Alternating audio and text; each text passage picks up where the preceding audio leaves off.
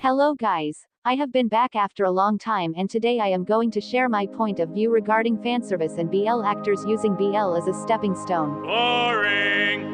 I know this topic is discussed a lot, but recently the sudden abundance of BL actors ending their so-called ships abruptly, and also days ago Gulf talked about in an interview how he had to break up with his girlfriend because his fans only wanted to see with his partner Mew. เข้ามาทำงานในวงการบันเทิงซีรีส์วายแล้วก็ผมมีแฟนอยู่แล้วซึ่งเป็นแฟนเป็นผู้หญิงด้วยด้วยความที่มีแฟนเป็นผู้หญิงเนี่ยถ้าถามในช่วงนั้นเนี่ยในความจริงของพี่แฟนคลับมันก็จะมีค่อนข้างเยอะมากๆถึงขั้นที่แบบอยากให้เราอยู่กับคู่ของเราแค่อย่างเดียวไม่อยากให้เราไปคู่กับคนอื่นหรือว่าไม่อยากให้เรามีปฏิสัมพันธ์กับผู้หญิงหรือผู้ชายคนอื่นอะไรอย่างเงี้ยถึงขั้นนั้นก็มี So whose fault is that?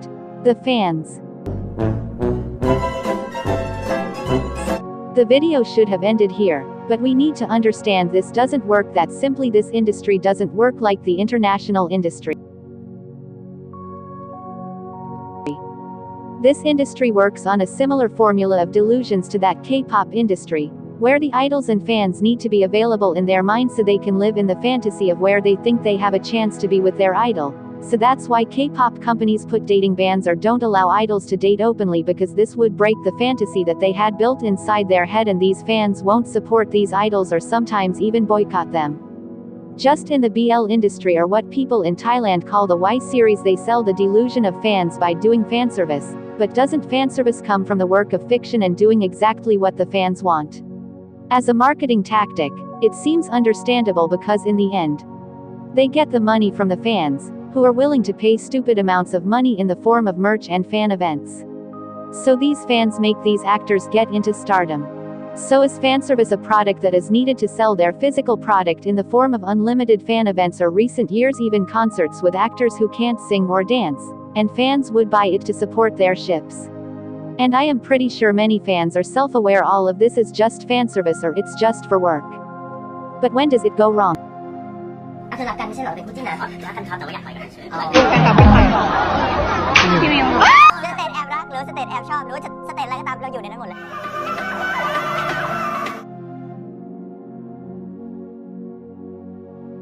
เขาบอกว่ากินไปพูดไปจะได้เป็นไง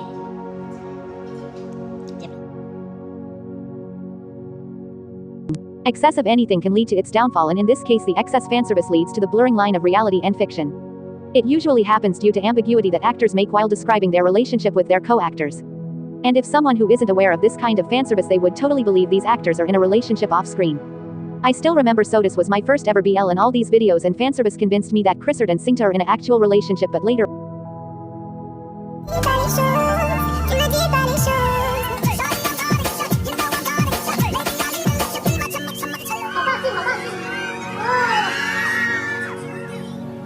like for example Taiwanese fanservice are too over your face that you know that it's just fanservice. They are doing all the kisses and games for a paycheck because it's in a close environment, but then we have Thai where the fanservice is so off-screen trying to convince us they had something going on that would be imply that they might be in love, but when the project or contract ends so does the implications ends. So this industry earns on the delusional side of the fandom because mostly these fans who support these actors blindly, and it gives money to their companies, because these fans are so heavily attached to these actors' life that they would support these actors regardless what they do, or have done in their paw.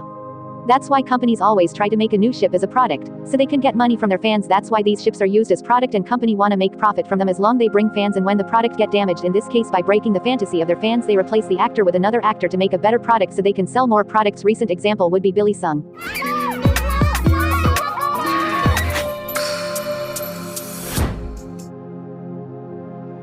Have you been replaced? อ้อนแฟนไม่ค่อยเก่งซะด้วยดินี่อ้อนแฟนคลับอ้อนตลอดว้ายตายแล้วใครอ้อนคะ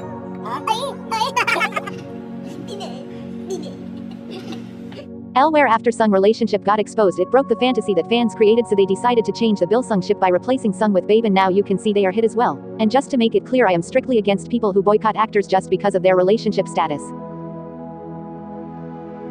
So that's why so many actors does BL as a stepping stone in their career. They would do BL series to maintain a loyal fandom and would abandon it when they think they are stable enough in their career, because it's not easy to make a stable career in an oversaturated straight dramas. There are actors who always maintained a professional relationship like Om, Perth, Saint, Fluke and Gawain. These actors genuinely look for opportunities to expand and explore as an actor. They simply don't abandon this one genre or excluding out this one genre. They have done other types of series while still playing queer roles, but that's debate for another time.